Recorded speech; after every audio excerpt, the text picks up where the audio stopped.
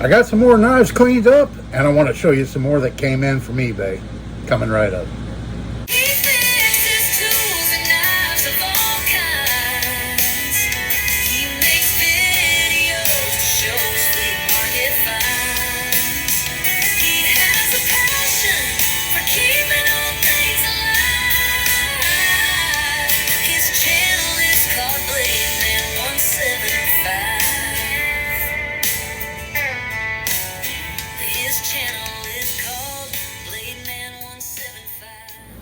Hello everybody, thanks for coming back for another video. This is Dave, your host, and I'm glad you're with me. I've been out here in the shop working on pocket knives the last couple of days. I got 9 done I want to show you that I cleaned up, and then I've got 7 more that came in the mail from eBay that I want to show you. So we'll start with the ones I cleaned up real quick, just in no particular order. Here's that, I believe this one, I can tell if I just open it. This one was made in China. And I'll explain how I can tell. Still has a few scratches on the bolsters, but I gave it a light buffing, cleaned it up. Yeah, it was missing the badge, so I made a little brass one that fit in there, epoxied that in. And I cleaned the blades up a little bit. This one had some corrosion, unfortunately a little bit of pitting right here on that blade, but fully functional. Good looking knife. Like I said, I can tell this one was made in China. Let me grab this side buster right here. This one, although it's a really pretty knife, and I really do like it with the green bone, cleaned up really nice. I assume that's bone. It might be some kind of a composite, but I believe that's dyed bone. This one says whitetail cutlery on it. And this one had some corrosion, pretty heavy corrosion right around the nail nick. And I got that out and buffed it a little bit. But when you open this blade, it feels like there's sand in there. It's nice and clean, and that's not the case. But these made in Pakistan, this one was marked Pakistan. You can still barely make it out right there. Right there, you can make out Pakistan. But I noticed in cleaning these up that the ones made in Pakistan are kind of rough when you open them. They're not nice and smooth at all. And the ones made in China, at least in this batch here, they're nice and smooth. There's no rough feeling at all or anything like that when you open the blades. Although these Pakistan knives do have good spring action and snap and everything, but they just have they just don't have a very smooth feeling when you open and close them, you know. Here's that other trapper, the green one, and he cleaned up very nice. I said, really didn't have to do too much to these, but just kind of give them a good general cleaning and polishing. This one here took the least amount of work. And it's like brand new. It's nice and smooth, opening and closing, snap on both blades. Brand new, never been used. And this is a Steel Warrior. This is a Steel Warrior model, which Frost Cutlery used. I'll show you one more that was pretty easy to clean up, and that was this one. I popped the little Florida logo thing it had on it off of it. You can still kind of see it if you really look, but I got it off of there. This is one of those The Ideal company, little inexpensive pocket knives with the bail. And really that's all I had to do was I polished the blades a little bit, but mainly it was just removing that. It was glued on with super glue, but it came off fairly easily. Okay, and then we have this one right here.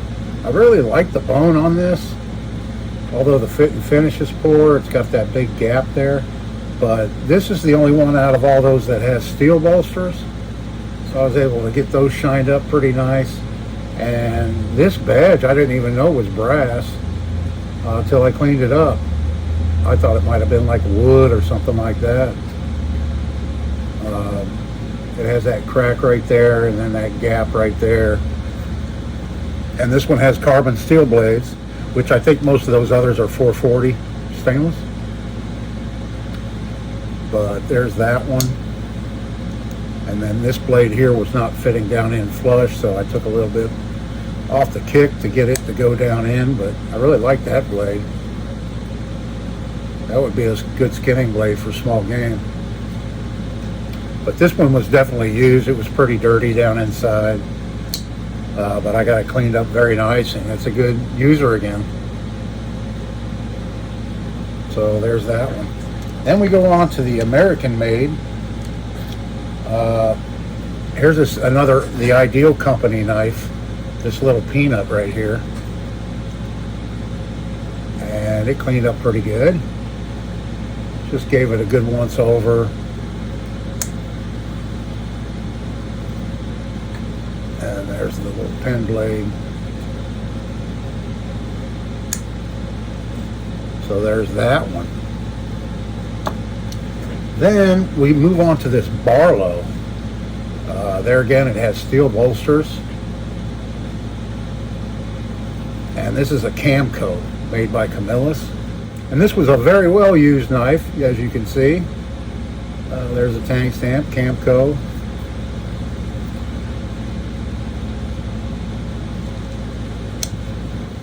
And there's the pen blade. It was pretty mangled up. I had to do a little bit of work on that. Still need to do a little bit of edge work real quick on it. But got all the chips it had in it out of it. It has good action. The tang is a little bit wore on the main blade. It's still a functional knife, but you can see it has a little bit of play in it, and that's just from tang wear. It's nice and well oiled now. And it did have a crack. I don't know if I'll be able to see it. A little bit of buffing compound still on it. Yeah, it was right here. Right there. Don't know if that's going to show up. But from that pin up this way, there was a crack. I filled it with super glue. And then I shined it, and then I sanded it with fine sandpaper and buffed it out. So it's really not noticeable anymore, but there was a crack in there. I didn't notice it first. But I was able to fix that relatively easy.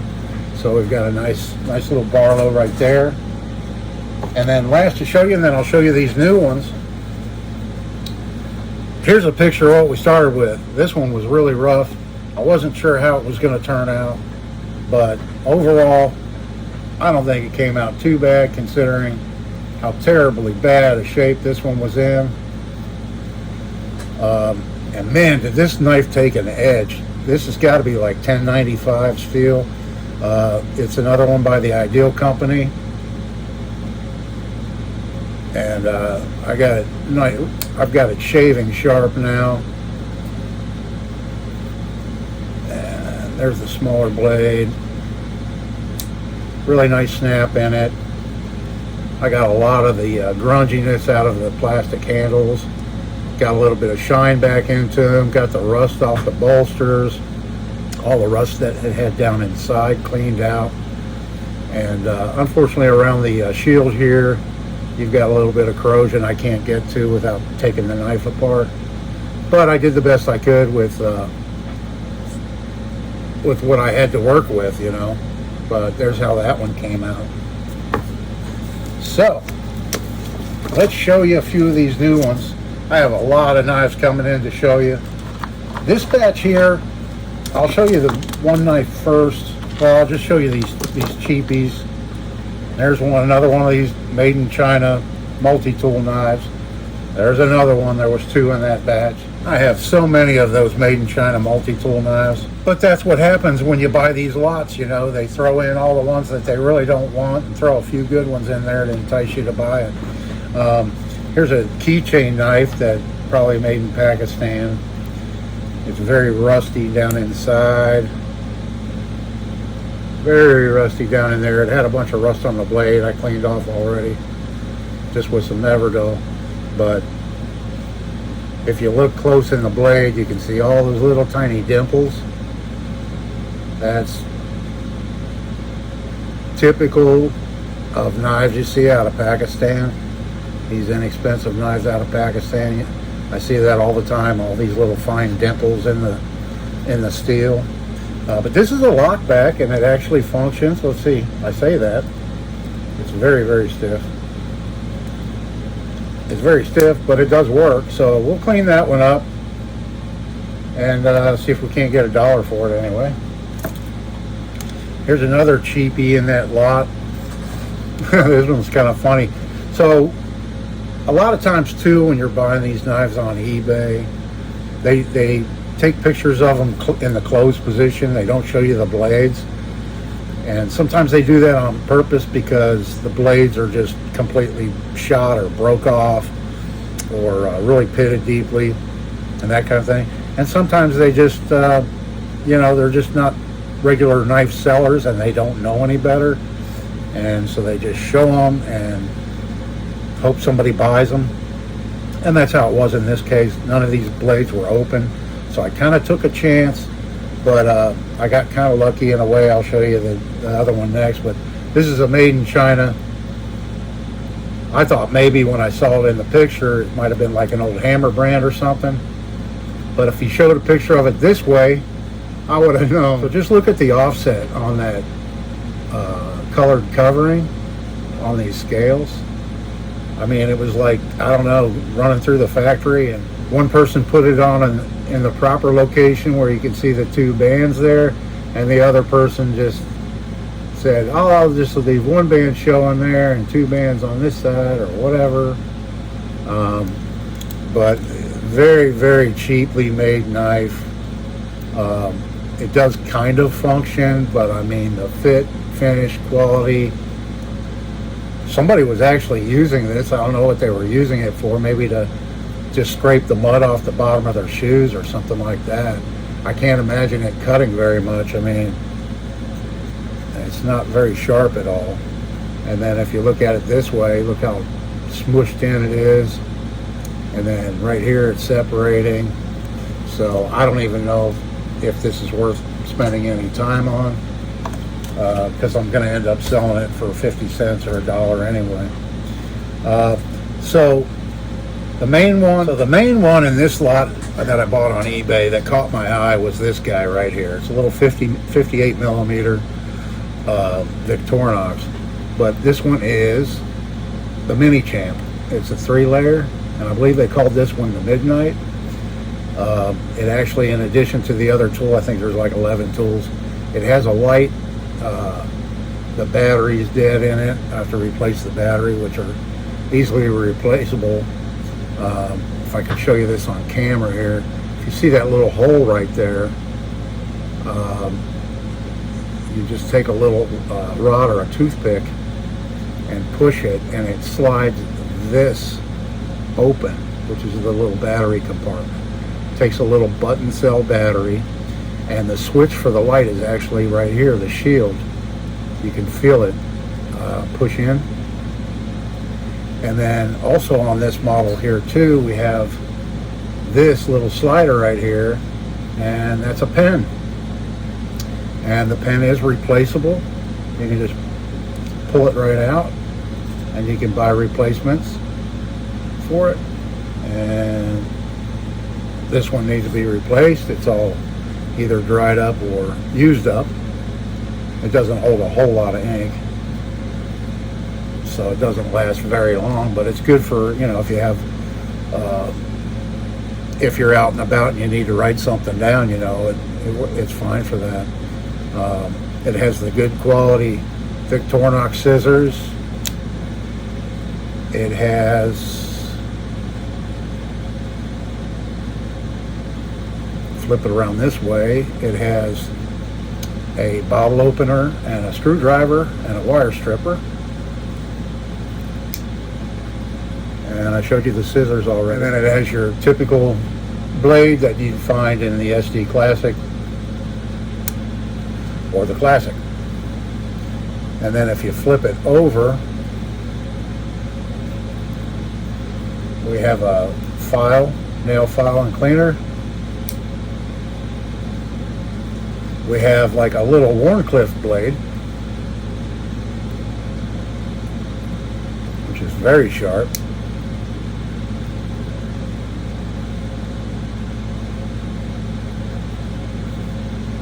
And then we also have, just like on the SD Classic, we have a screwdriver. SD stands for screwdriver.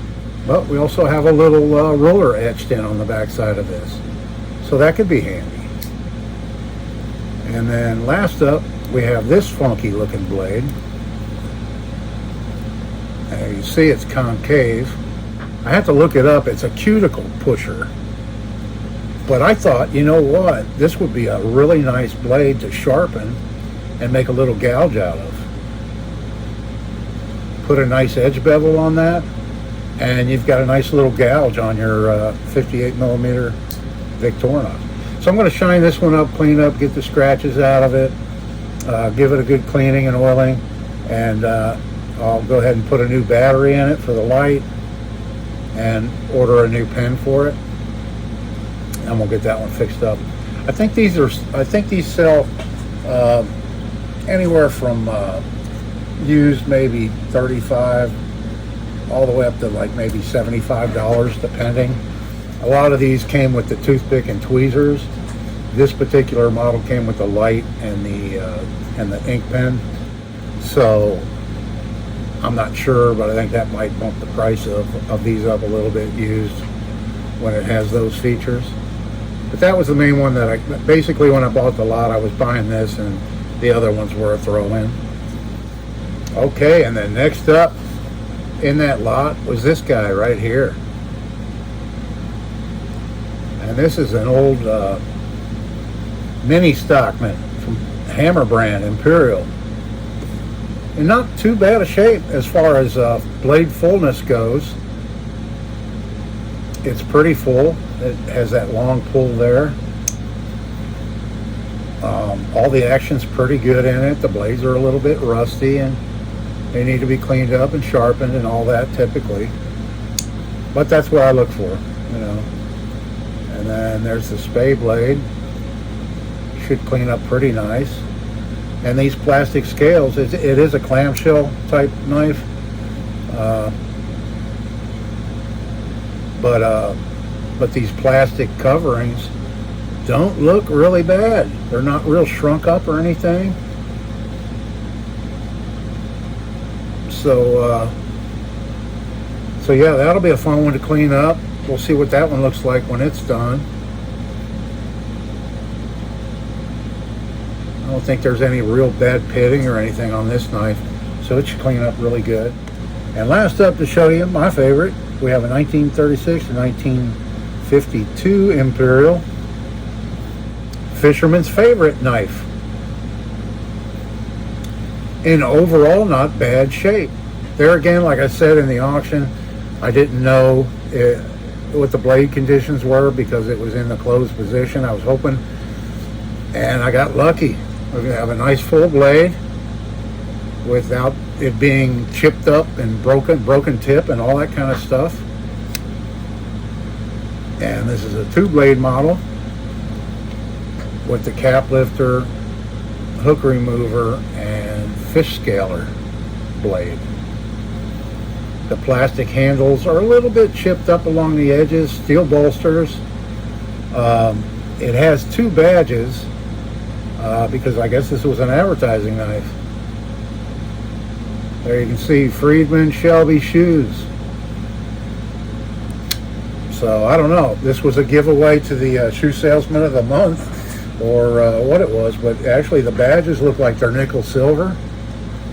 So they'll clean up very nice. The blade's obviously carbon steel, but they'll clean up very nice. I don't see any real deep pitting in it or anything anywhere. And the plastic scales are just scratched up and a few little nicks here and there, but I think this one will be a very nice transformation. So we'll show you that in a video here coming up soon. So that's it, folks. I hope you enjoyed today's video. Let me know if you have a favorite, or if there's one you'd like to see cleaned up first, or one that you're anxious to see cleaned up. Leave it down in the comments. I appreciate it. Love hearing from y'all. Please do hit that like button. I really do appreciate it. Share the video and subscribe if you haven't subscribed already. mucho appreciated. I hope everybody's having a great day. This day, see you in the next one.